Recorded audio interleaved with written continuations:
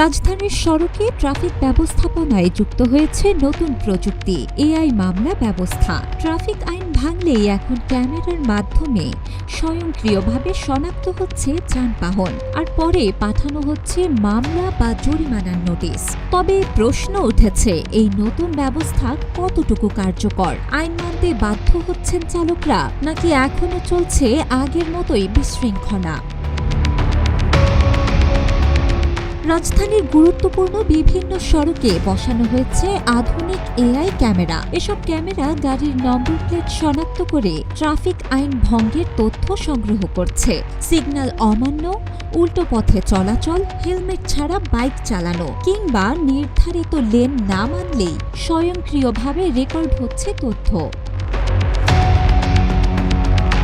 বিভিন্ন মোড়ে দেখা গেছে ক্যামেরা রয়েছে এমন এলাকায় অনেক চালকই সতর্ক হয়ে চলাচল করছেন। বিশেষ করে মোটর সাইকেল চালকদের মধ্যে হেলমেট ব্যবহারের প্রবণতা কিছুটা বেড়েছে। তবে ক্যামেরার আওতার বাইরে গেলেই আবারও দেখা মিলেছে বেপরোয়া চলাচলের। বললাম যে আমি অনেক জায়গায় দেখছি এরকম ক্যামেরা বসাইছে, তবে আমি রুলস মেনটেন করে চলি, যার কারণে আমি এখন এরকম মামলা খাইনি। না, এটা সুবিধা আছে, অনেক ক্ষেত্রে সুবিধা আছে। এখন এদিকে অনেকজন আপনার বেপরোয়াভাবে বাইক চালায়, তাদের কারণে আরও মানুষ দুর্ঘটনায় পড়ে। তো এগুলা একটু আর কি শিথিল হবে। না কেন মামলা খামো? আমি তো রাত 3টার সময় বেরোলেও এই সিগন্যাল মেনটেন করতে, আমি জানি যে মেনটেন না করলে আমার মামলা খামো। ঠিক আছে, মেনটেন করে ওইটা ঠিক আছে করা। এটা আমি শুনছি, তবে এটা ভালো হয় যদি ঠিক মতো প্রয়োগ হয়। আমাদের শুধু আইন আছে, আইনের প্রয়োগ নেই। যদি ঠিক মতো তারা প্রয়োগ করতে পারে তাহলে অবশ্যই এটা সুন্দর একটা ভালো সিস্টেম। দেখা যাচ্ছে অনেক সময় দেখা যায় সিঙ্গেল অন হয়েছে কিন্তু গাড়ি চলতেছে, অন হওয়ার পর গাড়ি আবার অনেক গাড়ি চলতেছে। এটা তো মানে যেতেছে তাদের আটকে তাদের মামলা করে, তা অবশ্যই নেক্সট টাইম করবে না। এআই ক্যামেরা বসানো ভালো উদ্যোগ। আমরা ট্রাফিক আইন মেনে গাড়ি চালাতে চাই, তবে সড়কে অবৈধ অটোরিকশা চলাচলের কারণে এখনো যানজট ও দুর্ঘটনা ঘটছে।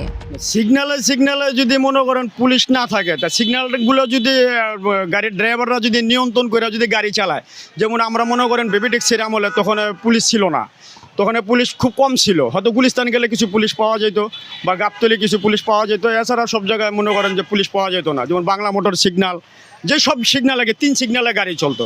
তো ওই নিয়মে যদি গাড়ি চলে তাহলে আশা করি ঢাকা শহরের পরিস্থিতি ভালো হবে।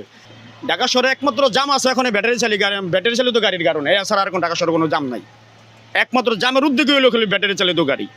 যত মোড়ে আছে সব জায়গায় ক্যামেরা বসাইছে, ক্যামেরা বসানোর কারণে মনে করেন মামলাগুলি হবে। আমাদের সবচেয়ে বড় হয়েছে আমাদের সচেতন হইয়া গাড়িগুলি নিয়ন্ত্রণে চালাইতে হবে। কারণ আমরা সিঙ্গেলগুলি ক্যান্টারম্যানে যে আহতা আছে, ক্যান্টারম্যানের মতন সিস্টেমে করে আমরা মনে করেন এই গাড়িগুলি চালাইতে হইব।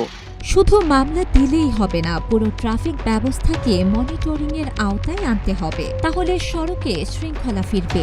সচেতন নাগরিক তাদের একটা প্রত্যাশাই ছিল যে উন্নত রাষ্ট্রগুলোতে এরকম হয়, রাস্তাঘাটে যে বিশৃঙ্খলা এইটা বাংলাদেশের মতো আর কোথাও দেখা যায় না। আমরা যারা মানে বাইরের রাষ্ট্রে গিয়েছে বা যায় তারা দেখে, তো এটা আমাদের দেশের সচেতন নাগরিকরা প্রত্যাশা করছিল যে এরকমটা হোক। তা আলহামদুলিল্লাহ যখন হয়েছে আমরা মনে করি এটা ভালো হয়েছে। কারণ যারা সিগন্যাল মানে না, ট্রাফিক মানে না, পুলিশ মানে না, মামলা দিলে উল্টো আইনশৃঙ্খলা বাহিনীর উপরে চড়াও হয়, সুতরাং এই জিনিসটা বন্ধ হয়ে যাবে এবং একটা শৃঙ্খলার মধ্যে চলে আসবে। মানে একদিনে তো হবে না, একটু সময় লাগবে, অভ্যস্ত হয়ে যেতে একটু সময় লাগবে। আশা করি এটা মানে আমাদের দেশের যে উন্নত দেশের মধ্যে তালিকাভুক্ত হচ্ছে, এটার আর একটা ধাপ। ট্রাফিক সংশ্লিষ্টরা বলছেন, প্রযুক্তি নির্ভর এই ব্যবস্থার মূল উদ্দেশ্য হল মানবিক ত্রুটি কমানো এবং সড়কে শৃঙ্খলা ফিরিয়ে আনা। তবে কার্যকর বাস্তবায়নের জন্য প্রয়োজন আরও বেশি ক্যামেরা, সঠিক মনিটরিং এবং জনসচেতনতা। প্রযুক্তি দিয়ে সড়কে শৃঙ্খলা ফেরানোর এই উদ্যোগ কতটা সফল হবে তা নির্ভর করছে নিয়ম বাস্তবায়ন ও জনসচেতনতার উপর। তবে আপাতত রাজধানীর সড়কে নতুন আলোচনার নাম এআই মামলা। News desk, green TV.